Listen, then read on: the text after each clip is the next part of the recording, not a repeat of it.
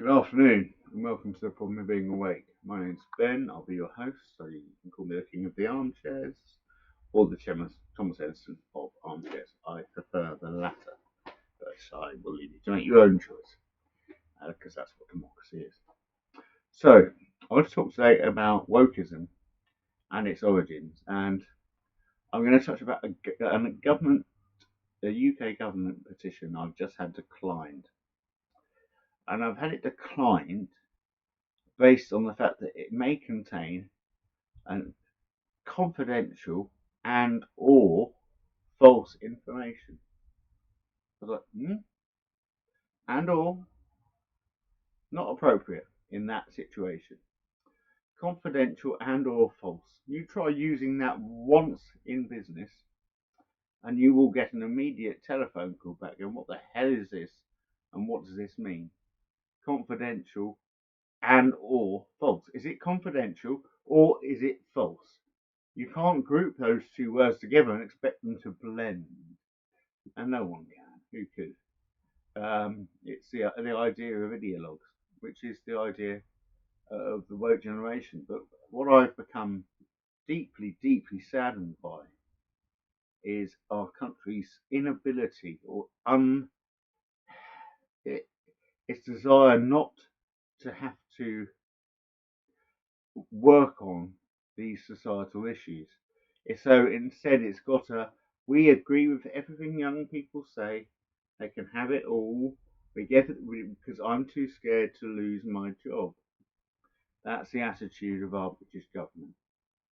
Now, unfortunately, when it goes too far, they come out with responses like this. Oh, well, that's confidential and maybe false.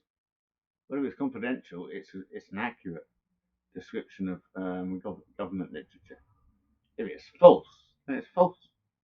But I will highlight that critical race theory is the single most dangerous thing the woke generation has come up with yet. And I have been waiting for them to come up with it, specifically because I knew it would be the argument that could bring the whole woke movement down. Because it proves quite comprehensively, and I had 3 other experts in developmental psychology who were willing to challenge the government and to actually stand up in government with me and explain how there is no way. It's not about whether children could contextualize it or not. It was about making a argument for a certain age job where no child could contextualize it, but every child will believe it. They'll store it in their adult box for later use in life, breeding dissatisfied young people who might who will grow up with racist opinions, sometimes of themselves, because it's going to be quite confusing when you wake up and you find out you were the racist all along. You just didn't know it because you had an unconscious bias. That again, it's a statement no one can make. Or subconscious bias is exactly the same statement. You might be able to suggest, if I were to reword that for you, you might say, well, it's possible that some white people have an unconscious bias to be racist and they're not aware of it. Or some subconscious people, the same. It's not a very good argument, it's highly implausible, but it's an argument. Whereas to say that they have it, if they don't recognize it already, then they have an unconscious bias. One shows that they are teaching the exact American syllabus with American examples, because we don't have the same racial issues in this country as they do. They couldn't teach it with any kind of gravitas unless they took the American model. And it is entirely verbatim, because the unconscious bias is not an English phrase. It would be subconscious bias. And the fact that all white people are inherently racist, if they're not aware of that, it's because they have an unconscious stroke subconscious bias, is insanely wrong. It is not something that children under 10 should ever hear, because it will confuse them monumentally. It's ruining the culture, and it's indoctrinating racism and hate into young children. because all they'll remember is what happened. They have no power to contextualize the information. So it's the worst part, the most violent part of the woke movement. But the trans movement equally is the same. You can't teach that to children unless they encounter it. It was only encountered and taught in schools since 2020. It was declassified as a mental health disorder in 2019. Are we teaching our children about all health disorders? No, of course we're not, because it's not woke enough. So I consider woke to actually be the umbrella under which many sinister things fit. As an example, critical race theory, the transgender movement, identity politics. All of these things have been kind of weaponized, and that's a quote from The Economist, by the way. And it seems almost unreasonable to not question if there is some driving force behind it.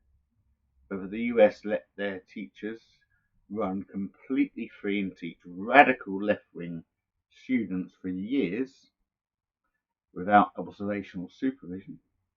Whether we did that, although we teach just everything that comes to America comes to us between 2 and 4 months later. So if you want to look at what's going on about this in American politics, just assume it'll be here in 4 months. And it will. I thought this one would take longer. I thought this one would be on target.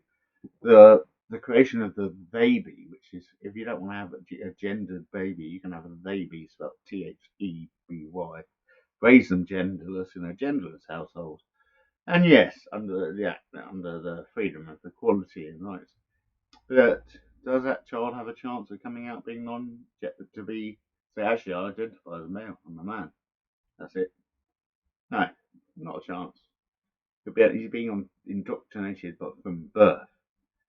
This person was kind enough to say, we don't think Sparrow, which is a new child, is old enough to understand the concepts of gender. But no, a newborn, no, sorry, a newborn baby, it can understand the concepts of mother's milk, food versus hungry. Eventually, then comes nappy care, and basic feelings of physical comfort or discomfort. So yes, they are too young to be taught the gender debate. She acted so proudly, and this is one thing I found: people who believe they're a third gender or genderless, is they look down on the rest of us with scorn, like we haven't woken up to the truth, which is really what woke means. Now, I'm sorry, but the first debate on this subject was held in Oxford University. There was one good debate from the woke side for pro-woke culture, and has it gone too far? And that was given by James Lindsay. He's quite famous for being an anti-woke critic. And looking into him more, I think that was one of his worst speeches ever. And I think he doesn't quite know where he stands. It's a dangerous thing to be doing if you're going to be discussing it in public. The trans movement is called More Harm and Done No Good Yet. They talk about the risk of teen suicide. Teen suicide has been rising at a steady level since the start of Facebook. Social media is what contributes to teen suicide. There's no evidence to suggest that being trans or being gay contributes more than 1% of likelihood. So, but there is that 1%. So you can't ignore that fact. But I don't feel that, having spent a lot of time working abroad in places where you needed it to rain in order to get some water, and you're only allowed to shower if there had been a big enough rainfall, that's abject poverty. And I've lived through it for a few years. Well, I say a few, it's probably about 3.5 years in total in my 20s. And I then came back and helped other people with PTSD. I very quickly turned my qualifications into my academic ones, and helped veterans deal with their PTSD, or anyone who'd been abused, and I then expanded that to people with anxiety, panic, and clinical depression, so high level health disorders. I did do my bit for people with bipolar, like heavy duty bipolar, um, and it's very hard to give therapy to people because you don't know at any one point which aspect of them you're giving therapy to. It's the same as schizophrenia. It's a very difficult thing to therapize. So I think wokeism just simply is there as a banner under which all these massively antisocial constructs can come along and destroy our children. Literally destroy our children. Because they've started their indoctrination and recruitment program of the next generation already. We didn't stop the first one. Are we even going to act on the second one? I beg you, people of England, people of Britain, people with common sense, adults over 30 with common sense who by no way actually support this movement need to act in some way, shape, or form. So please do, and please subscribe and share this if you like it. If you don't, and you're still listening, you probably do like it actually. But if not, please don't, because there's no point in that. But if you are watching and you do like it, subscribe and share it, and I would say, stay woke against wokeism, as in watch the landscape, because they're changing it far too quickly, and it seems to be very well organised, which most university students in England famously aren't. So I'll leave you there. I'll be back soon. Keep tuning in, and thank you for visiting The Problem with Being Away.